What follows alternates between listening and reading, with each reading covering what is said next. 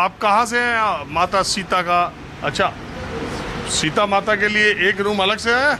हाँ जी, एक रूम अलग से नहीं है, 2-3 रूम सीता माता के लिए ही हैं। मतलब ऐसा नहीं है कि सिर्फ एक ही रूम हमें दिया गया है, एक चेंजिंग रूम भी है, एक जहाँ पे हम एसी में चिल भी कर सकते हैं, वैसा रूम अच्छा, भी आप है। क्या करती हैं?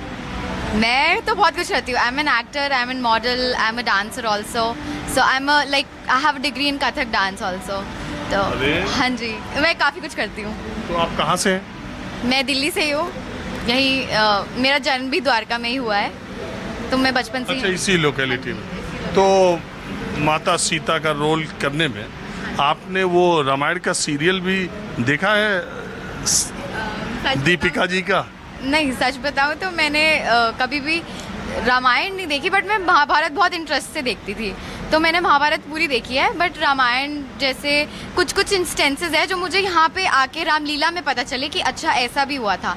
तो ऐसा नहीं है कि मेरे पास सारी नॉलेज पहले से ही थी, यहाँ पे आके मुझे बहुत सारी नॉलेज मिली है और काफ़ी अच्छा लगता है जब और भी नॉलेज प्राप्त होती है यहाँ से आके।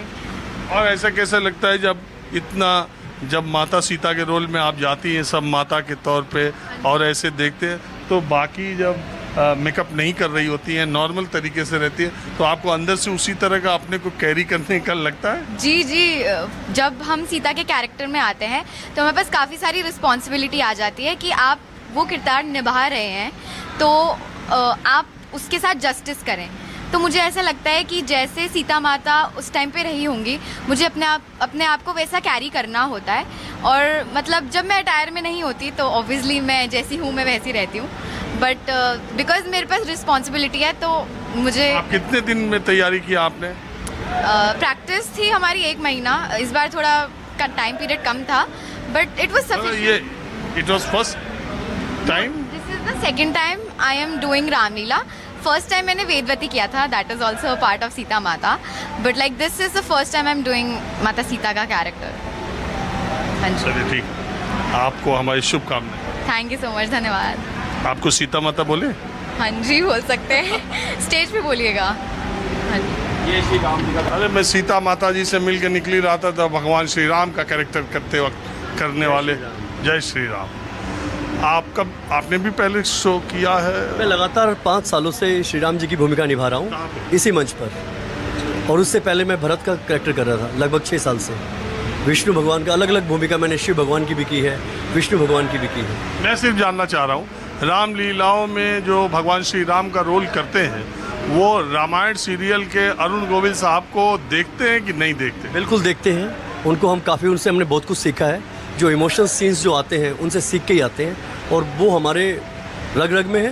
कह सकते हैं कि प्रभु राम की लीला में उन्होंने बहुत कुछ किया है, उनसे हमें बहुत कुछ सीखने को मिला है। और अभी के माहौल में, देश में जो माहौल है उसको लेकर के आपका क्या मानना है? मैं एक ही बात कहना चाहूँगा कि हर वर्ष हम रामलीला का आयोजन करते हैं। आने वाली न्यू जनरेशन के लिए हम एक ही मैसेज करते हैं कि भरत और राम दोनों अलग अलग माताओं के पुत्र थे, और उसके बावजूद भी उनमें इतना प्रेम था कि भरत को सारा राजपाट मिलने के बावजूद भी भरत ने 14 वर्ष तक एक तपस्वी की भांति अपना जीवन यापन किया है।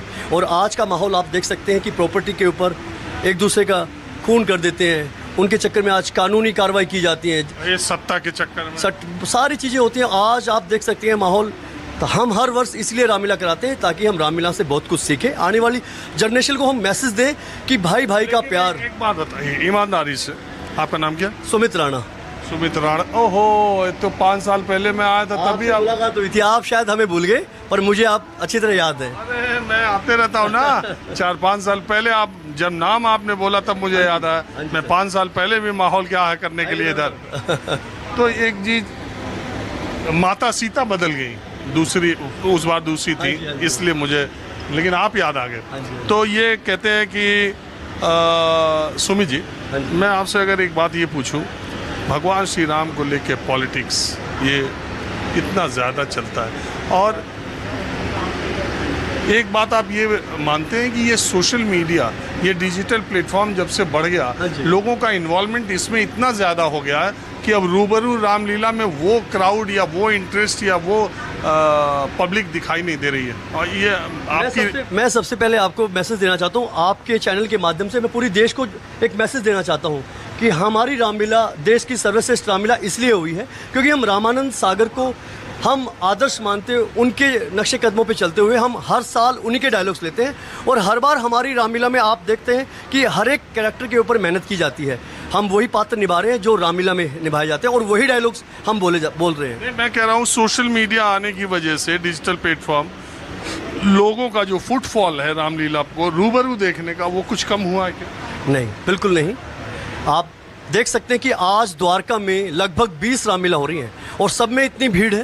राम के नाम पे कभी भीड़ कम नहीं होने वाली क्योंकि आप हर साल देखते हैं कि हर साल वही दृश्य दिखाए जाते हैं। हर साल रावण इस तरह सीता का हरण करता है, हर बार राम के द्वारा रावण का दहन किया जाता है। तो कभी भी हमारे मर्यादा पुरुषोत्तम राम जी की जो रामलीला है वो हर साल ऐसे ही रहेगी, इससे कोई फर्क नहीं। देखिए, दुनिया में बुराई खत्म नहीं हो सकती और बुराई पर अच्छाई की जीत कभी खत्म नहीं हो सकती।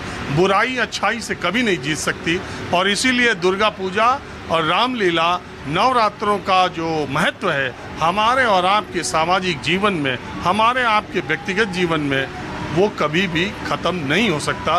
बुराई पर अच्छाई की जीत रामलीलाओं का संदेश है, दुर्गा पूजा का संदेश है, दशहरे का संदेश है।